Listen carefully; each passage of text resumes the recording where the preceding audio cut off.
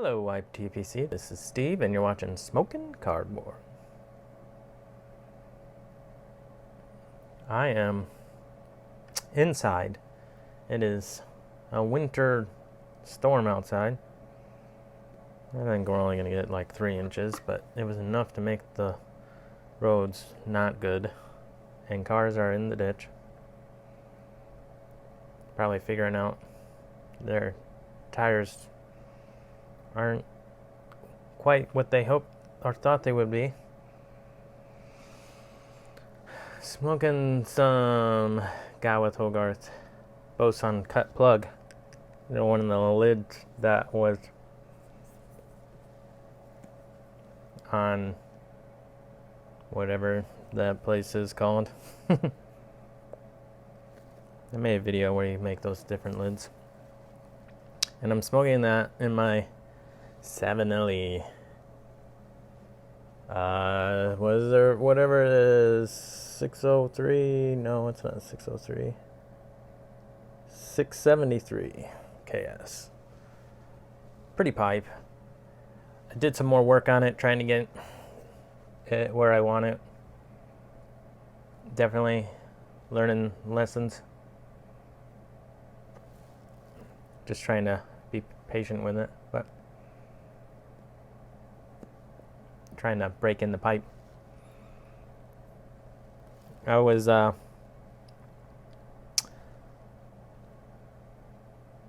expecting 1 package today, but I ended up getting 2. The package I was expecting was this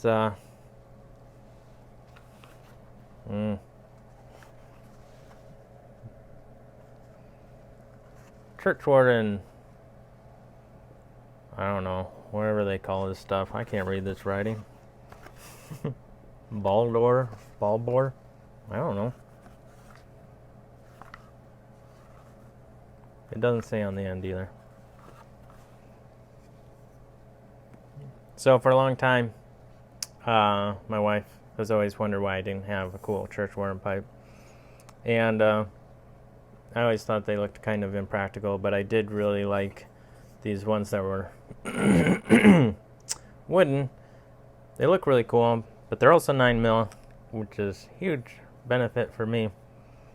And this was the one that I picked out. I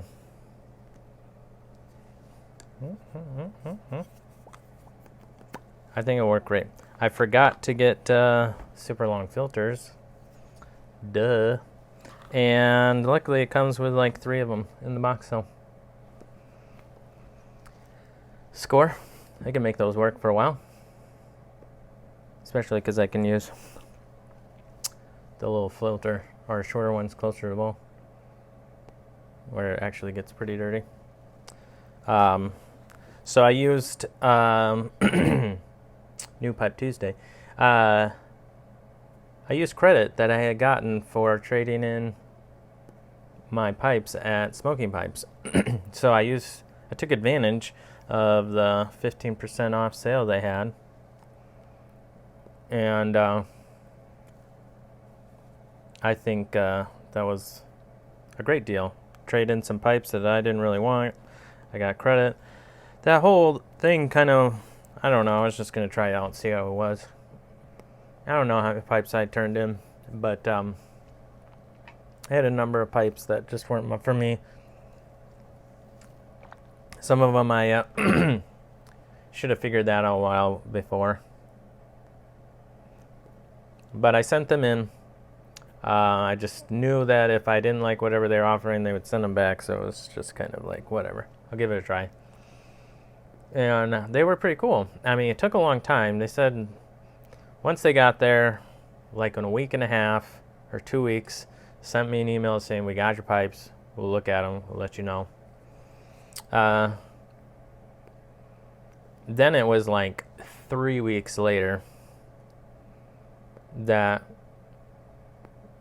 they gave me a sheet that was just kind of like, all right, this is, we evaluated your pipes. This is what we'd sell it for. This is how much money we would give you for cash, or this is how much we give you for in-store credit type thing. So just let us know what you want to do. So then I kind of did quick evaluation and said, yep, you can have my pipes. I'll take the credit, because it was some pipes, they give you the same amount of credit as cash, and other ones they give you more credit than cash. Not sure how that all works out quite. I'm not sure too if they kind of look at the whole collection and kind of give you more money for stuff they might say they're not interested in, just to make it look fair. Because some pipes I was like, I probably won't get anything for these. And they don't offer me like $17. I was like, oh, well, $17, okay.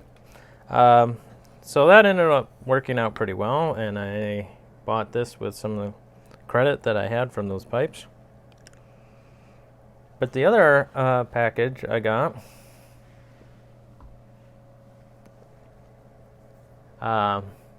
was from my friend Philip in Romania. He surprised me because I just sent him a package, and now I had one already from him. And he was very kind and thoughtful and got me this Stanwell billiard. I'm not sure if the lighting's all this great that you can see this very well. It's a 9mm filtered pipe, which is just about necessity. You can do the 6mm too, but this is kind of a chunky pipe. I don't know that well, maybe the other ones are similar size to this, but it's really cool. Stanwell. I'm looking forward to smoking this. Enjoying that. It's just completely unexpected, and I am so appreciative of that. But you really didn't need to send me anything. But it doesn't go unnoticed. I'm very surprised. It was very shocking. So, thank you. I'll put a link to his channel down below. Next thing I feel like I have a lot of stuff to talk about, so I'm trying to get through it without letting my pipe go out.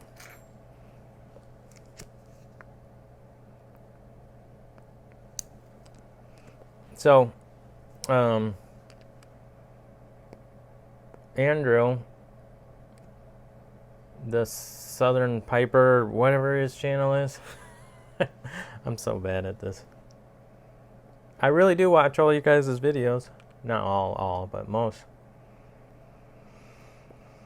He was doing a giveaway wanting Christmas memories. I said that in my email to him that my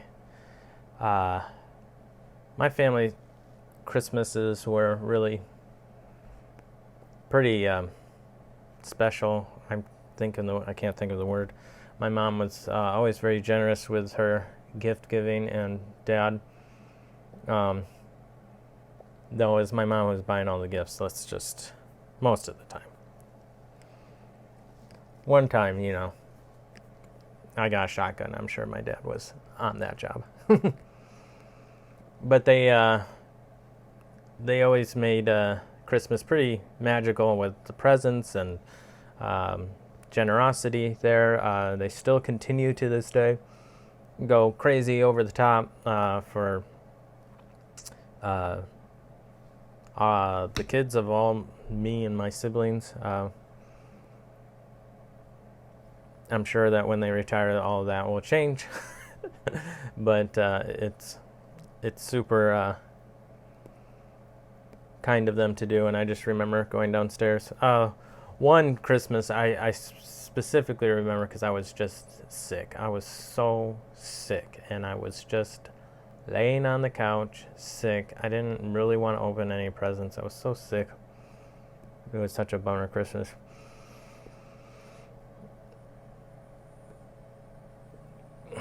There's some other good, funny memories. So, I wanted an Xbox so bad, and I knew my parents would never be able to afford an Xbox for me. It's a gaming console for people that don't know what an Xbox is. I don't know. So then they made this joke like, oh, we got one special gift. And I guess it was our foster child, my foster sister at the time. It was for a couple years. We had this girl who was living with us. It was her idea to cut a box in the shape of an X and give it to me. I always thought, I didn't even remember that until my mom reminded me that was what it was. We didn't always get along. And I knew I wasn't getting an Xbox because I knew we couldn't afford that. So then it was just insult to injury getting the box in the shape of an X.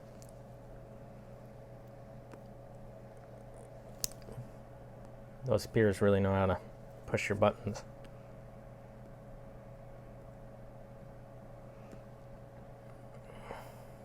Chad did a question about, I missed it. I had the question in the queue. Somehow it got deleted.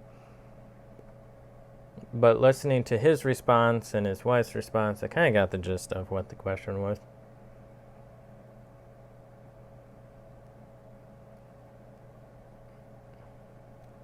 I think it's kind of interesting to think about topics where people try to look at fixes from a grandiose perspective, but in reality have no ability to do things on a grand picture. But you can do something, in where you're at with the tools that you have.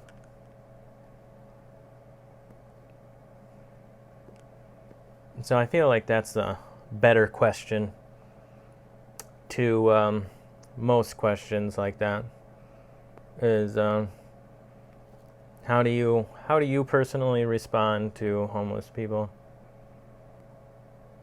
How do you respond to people in need? I was thinking about this. I was thinking about how a lot of people like to give to things that they can relate to. And homelessness for a lot of people is not something they can quite relate to, so it's harder to give to. Like me wanting an Xbox, I could totally see me going, to a bunch of a gamer community being like, I just wish I had an Xbox. My parents can't afford an Xbox.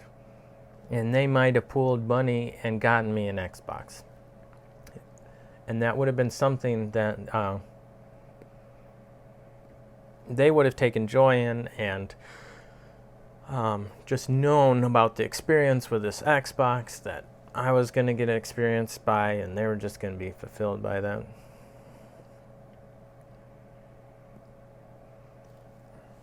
But homelessness is kind of a weird thing,